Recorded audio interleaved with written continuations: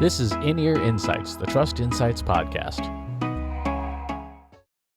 In this week's In-Ear Insights, what happens when the numbers don't match? We've gotten a number of questions at recent events, Maycon, marketing profs, and things like that, about situations where you have two different data sources, like Facebook ads and Google Analytics, or even Google ads and Google Analytics, or Facebook and Instagram, etc., where the performance numbers, the impressions, the clicks, the conversions just don't match, and not just don't match by a little. In some cases, don't match by a whole lot. And it puts people in very difficult positions when they're making reports to senior management to say, hey, here's what Facebook says we did, here's what Google says we did, and senior management's like, so which is it? Because they both look wildly different. So Katie, when you look in reporting, when you look at, or when someone gives reporting to you and things are clearly not right, what do you do? I used to run into this a lot when I was doing more regulated work with pharmaceuticals and clinical trials because you had to have one-to-one match with data. So you would, with a clinical trial, a lot of times you would collect the data twice to validate that the data that you were collecting was correct. The difference there is that you are collecting it the exact same way, whether it be by computer and by hand, sort of the control and the experimental, but it was the exact same methodology.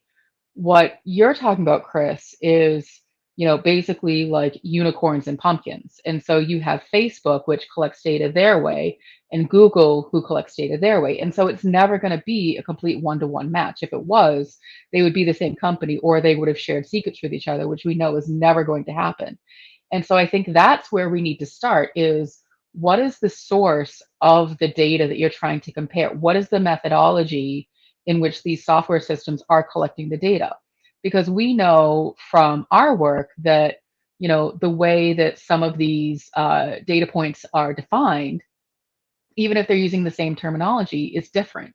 There is no good industry standard because every software system wants to do it their own way. So that's where I would start is what are your sources of the data? What are you trying to compare? Is it apples and apples or is it apples and oranges? And so, Facebook and Google do collect data differently. They also don't have the same kind of transparency. And so, I've seen a lot. This is a question that actually comes up quite a bit is, well, Facebook says I have this many impressions, but Google says this. Well, how the heck is Google going to know how many impressions you have on your Facebook social post when it's never entered the Google ecosystem at all?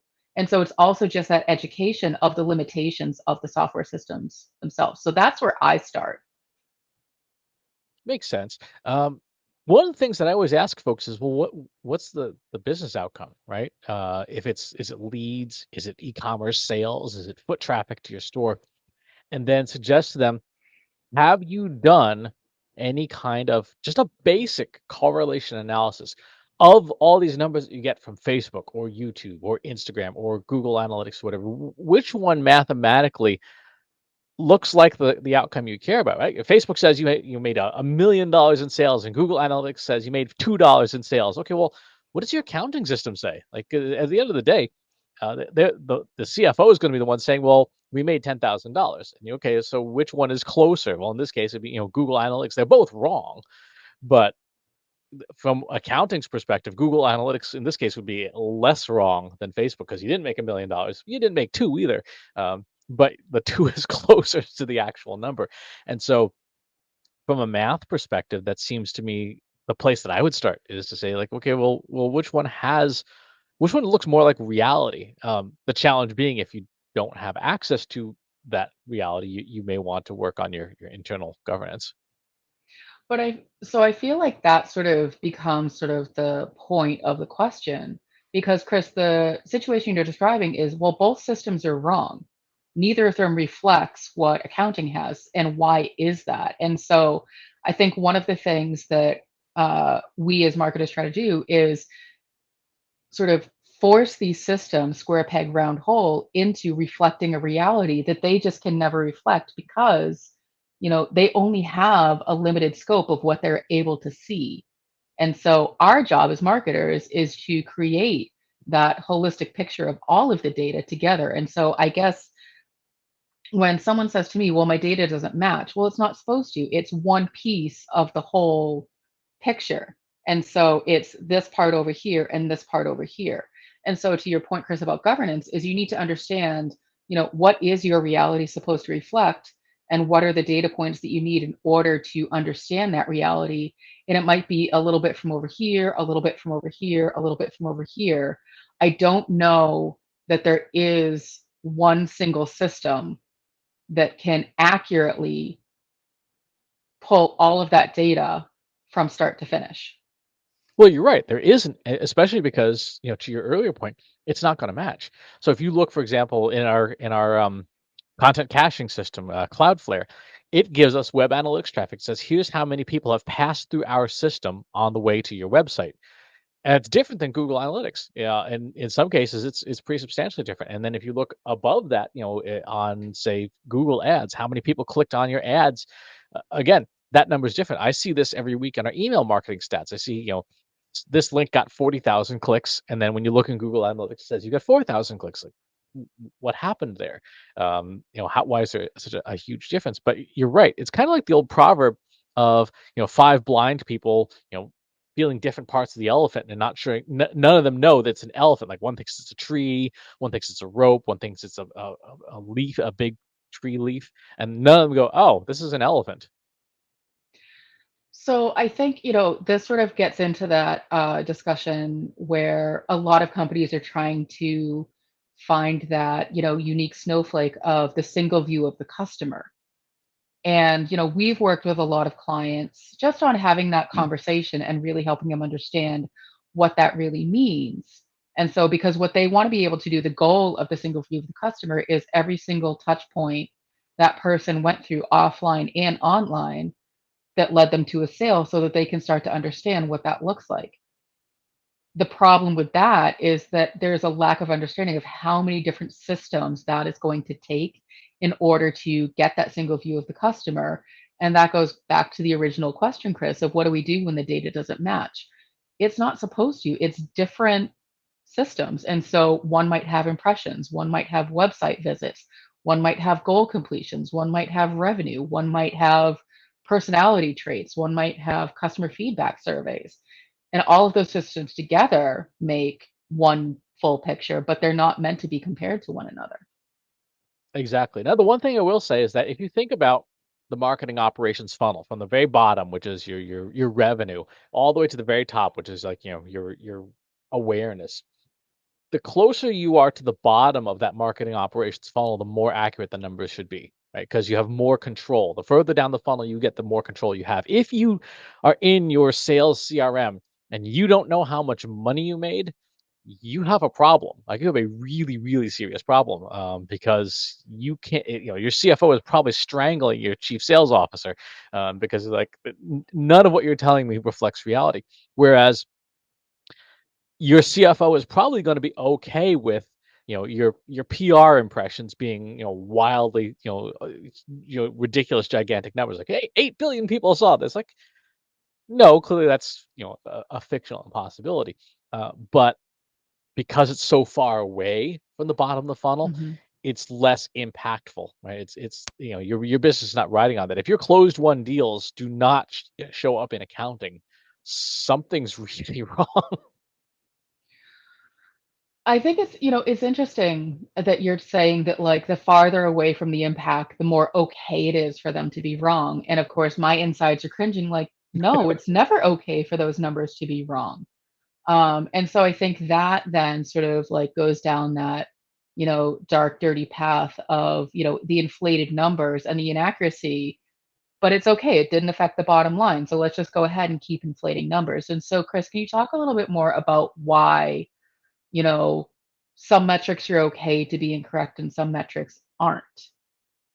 It's not that it's okay, it's that you have no control over it, right? Like with Facebook says, you got 1.5 million impressions on your ad.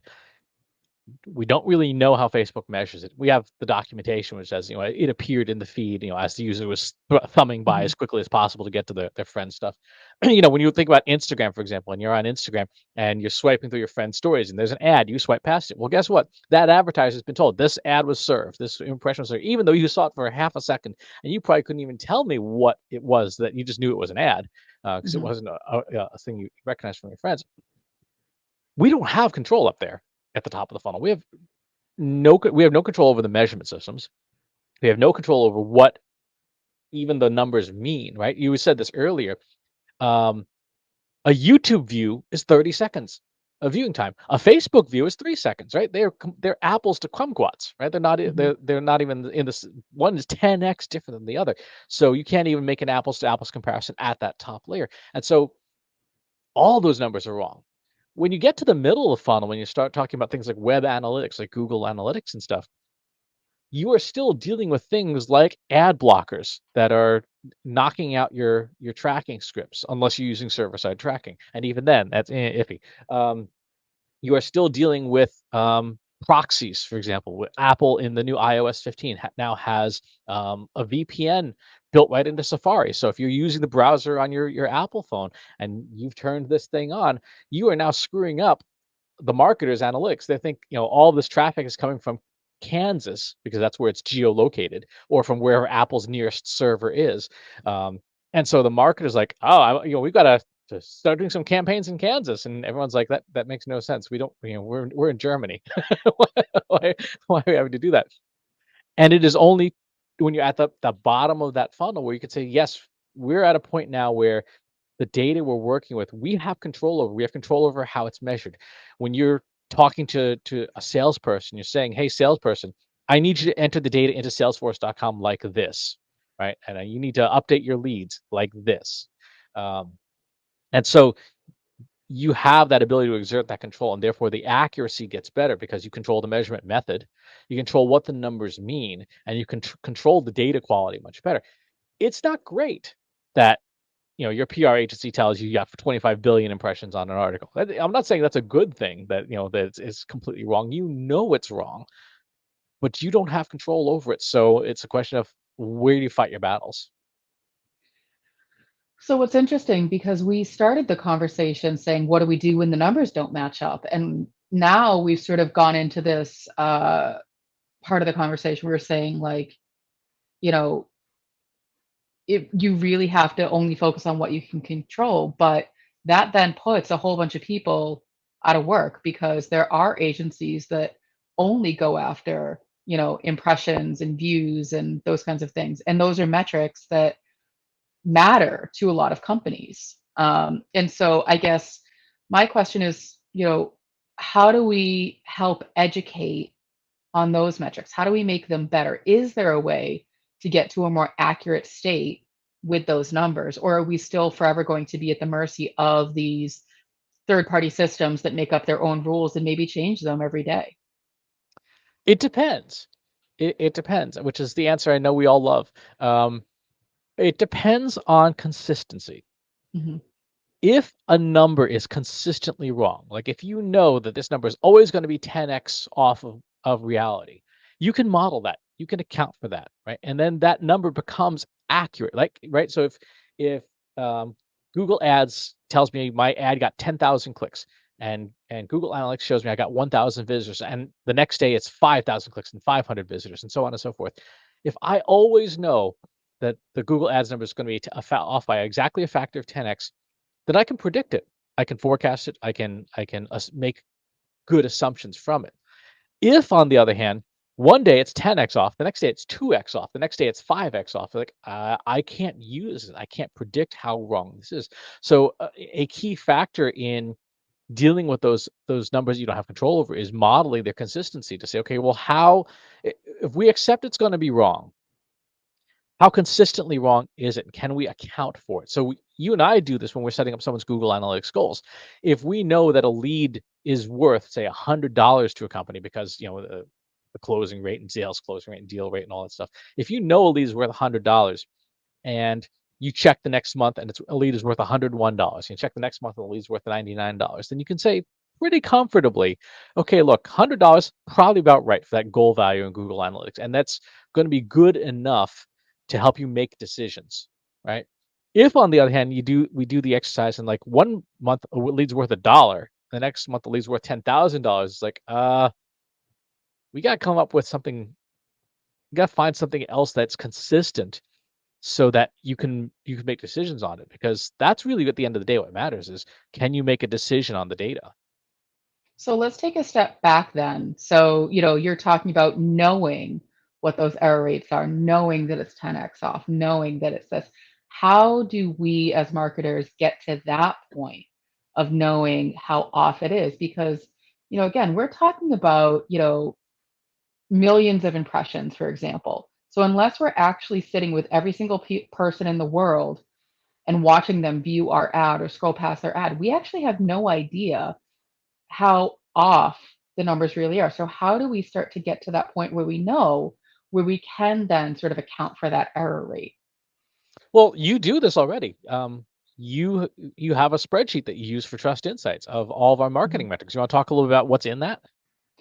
Yeah, so I capture a lot of information and I've tried to organize it in sort of the sales funnel slash customer journey way. And so I start with website visitors. How many visitors came to our website? And then I work my way down from there. How many people filled out a contact form? How many people filled out the subscribe to the newsletter form?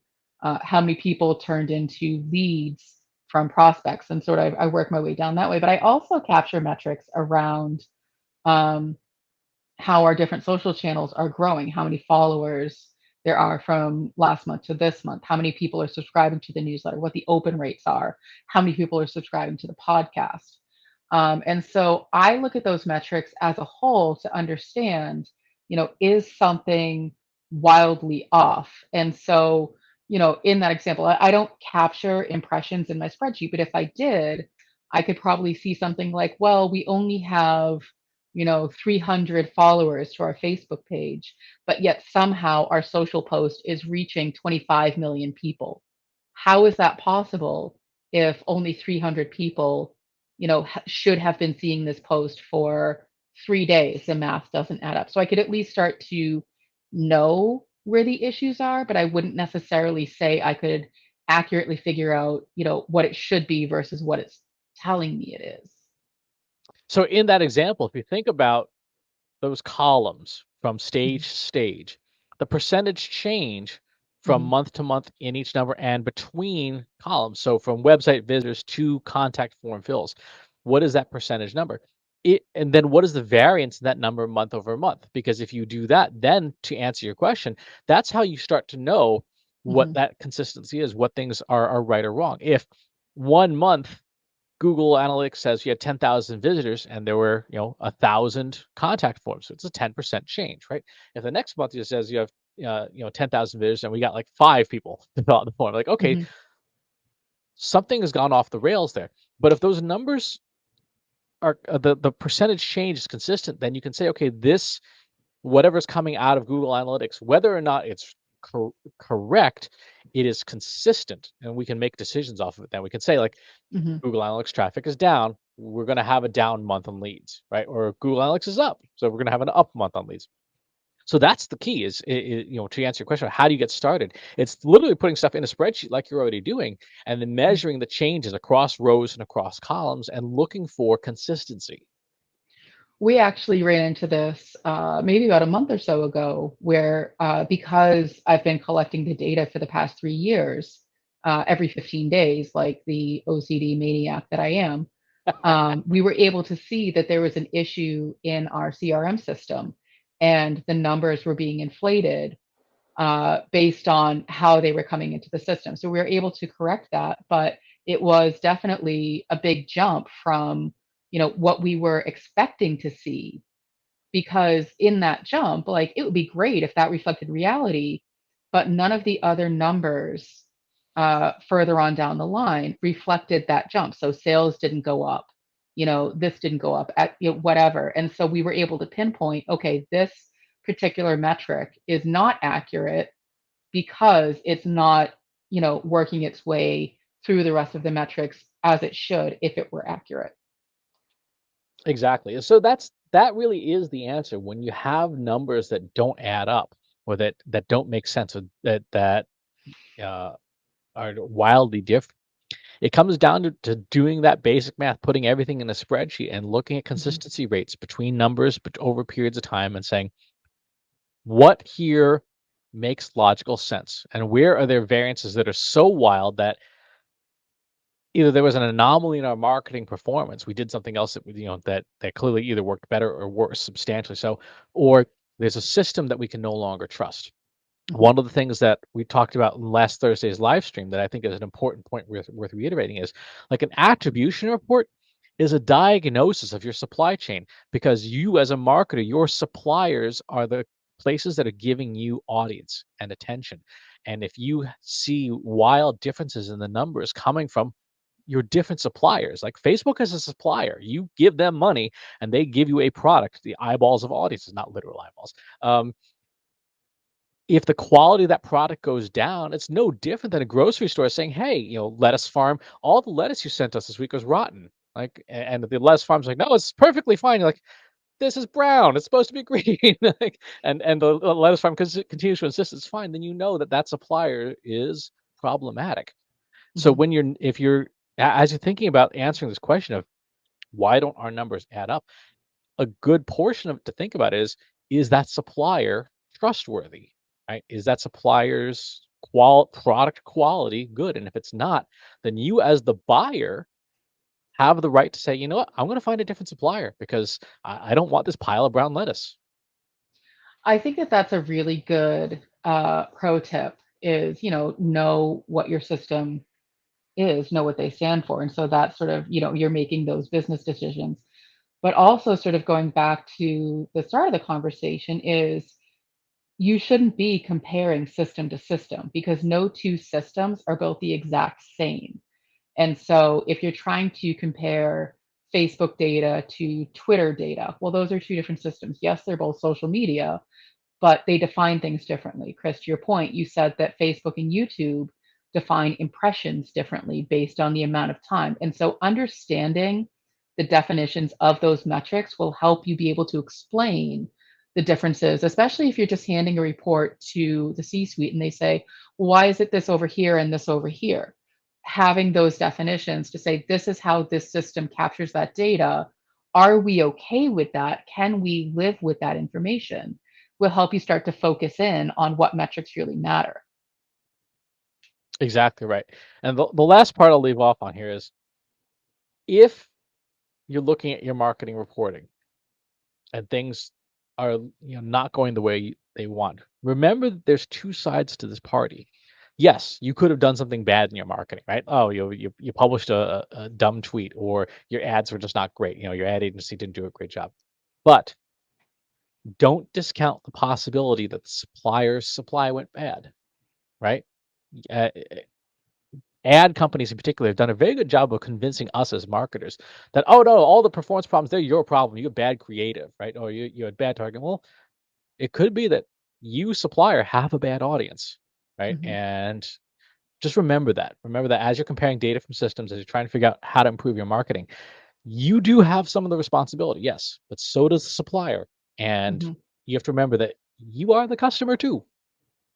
Well, it sort of strikes me of, if you have one supplier making the same promise over and over again to millions of people, at some point they can't deliver on that promise. And so if I'm an ad system telling you, Chris, yes, I can get you this incredibly, targeted audience of these 500 people, and then I'd sell that exact same story to 100 other people. Well, guess what? It's no longer this super special, like targeted audience because everybody's trying to reach them. And then the 500 people who comprise the audience are like, I don't want any of this. Everybody just go away. And so I Exactly. think that it's a really interesting way to be thinking about, these larger platforms that we as marketers have become reliant on to disseminate our content. And back to your, the point that you always make, Chris, is focus on what you have control over. And that's, your website, your email newsletter, your owned content. Those are the things that you have control over. versus really relying on these third party systems that quite honestly don't really care if you succeed or not. Exactly right. And if you'd like to be part of a special audience that doesn't get 500 offers from 500 other people, you can join our free Slack group. Go to trustinsights.ai/analytics for marketers, where again, you and over 2,000 other people receive only targeted stuff from us. I'm just kidding. It's a discussion community for you and your colleagues to ask questions, get help and answers to questions that you have. There's no charge to join and no one else advertising. Yep. And if you want to watch or view this show in the place that works best for you, go to trustinsights.ai/TI podcast, where you can find us on most other channels. Again, that's trustinsights.ai/TI podcast. Thanks for tuning in. We'll talk to you soon. Need help making your marketing platforms, processes, and people work smarter? Visit trustinsights.ai today and learn how we can help you deliver more impact.